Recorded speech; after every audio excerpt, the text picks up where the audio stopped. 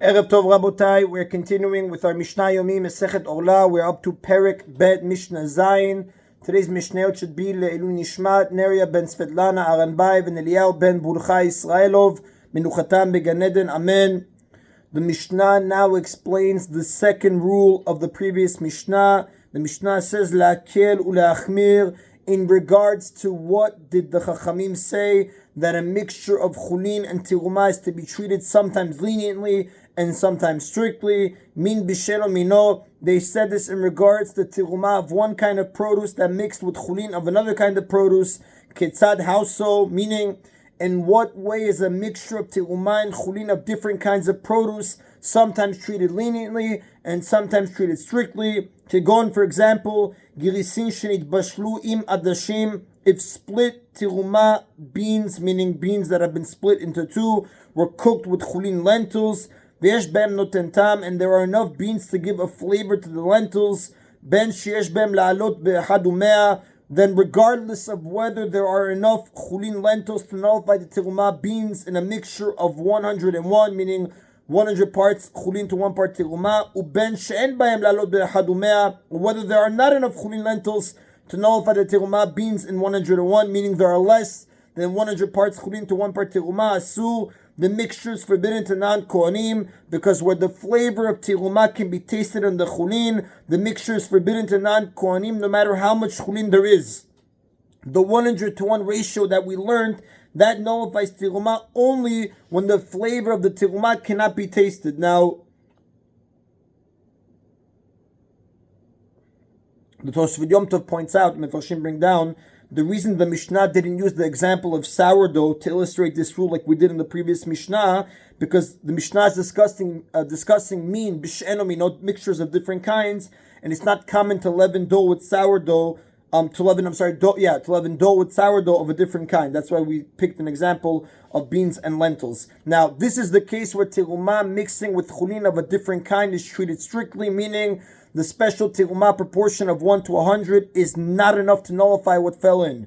En ben benoten tam, if however the tiruma beans do not give flavor to the lentils, then ben sheyesh bem lalot be'echad u'mea, regardless of whether there are enough chulin lentils to nullify the tiruma beans in 101, meaning there are 100 parts chulin to 1 part tiruma, right? Ben sheyesh b'hem la'alot be'echad u'mea, ben she'en b'hem la'alot be'echad u'mea, whether there are not enough chulin lentils to nullify the tiruma beans in 101, meaning there are less than 100 parts chulin to 1 part tiruma, mutar, the mixture is permitted to non-kohanim. The Mefarshim explain the 100 to 1 ratio for nullifying tiruma applies only to tiruma that mixes with chulin of the same kind. When it mixes with chulin of a different kind, like beans with lentils, the only thing that matters is whether it gives flavor to the chulin. Now the Mefarshim explain that to be nullified, when we say that it's, in the previous case when we explained, we said the 100 to 1 ratio nullifies tiruma only when the flavor of the tiruma cannot be tasted. Now that has to be so insignificant that the thing is considered to be disappeared. Something that cannot be tasted is considered to have disappeared. Now in this case, when we say that the 100 to 1 ratio for nullifying tiruma applies only to tiruma that mixes with chulin of the same kind, but when it mixes with chulin of a different kind, like beans with lentils, the only thing that matters is whether it gives flavor to chulin. Now, the 100 to 1 rule for nullifying tiruma is only rabbinic, it's the Rabbanan. Nevertheless, it was based by the Chachamim. The rabbis based it on a pasuk in Sefer Bamidbar, chapter 18, pasuk 29. Now, since that verse discusses tiruma that fell into chulin of the same kind, the sages did not decree this stricter rule except for mixtures of the same kind. But in this case, where it's min b'she'eno mino, it's allowed as long as you cannot taste it. Now, this is the case in which tiruma mixing with chulin of a different kind is treated leniently, meaning we don't require the special tiruma proportion of 100 to 1 to nullify it. And that is the Rabotai of Mishnah Zayin. Mishnah Chet now and Mishnah Tet, but we're going to do Mishnah Chet today. They consider cases in which dough is leavened by both permitted and forbidden sourdoughs. If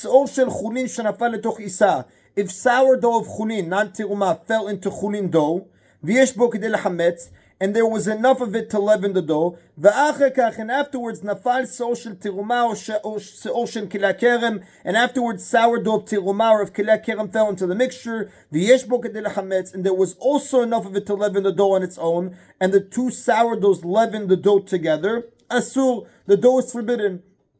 Now the Mefarshim explain that in this case, the prohibited sourdough fell in shortly after the permitted sourdough, so the dough had not yet become leavened when the second sourdough fell in. Therefore, the two sourdoughs leavened the dough together. Now the Mishnah says, Asur, the dough is forbidden. Now, although the permitted sourdough could have done the job on its own, the prohibited sourdough contributed to and indeed speeded up the leavening process. Now the Mefarshim explain, for example, had the permitted sourdough had been left to leaven the dough on its own, the leavening process would have taken 2 hours. But now with the assistance of the tiruma sourdough, it took only 1 hour. So it contributed to it. Its effect is therefore considered visible, nikar, and it does not become nullified. Therefore, the Mefarshim explain, if the prohibited sourdough is tiruma, the dough is prohibited to non-kohanim, and if it was kilei kerem, it is prohibited to everyone. Now the Mishnah says that the permitted sourdough fell in first to teach that even so, the contribution made by the prohibited sourdough afterwards is enough to prohibit that dough. That's why the Mishnah says the chulin came in first.